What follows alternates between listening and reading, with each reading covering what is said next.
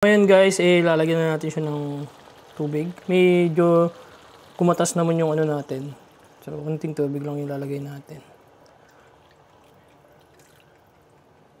Para lang, kasi lambutin pa natin yung ating baboy. Siguro mga 10 to 15 minutes natin siya papalambutin pa.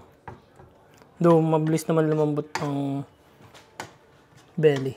Pero, mas maganda na rin yung kulong-kulo. Pagkatapos natin dito, ilalagay natin siya ng suka. So, bali, ito yung ating suka. Cereals 1 vinegar.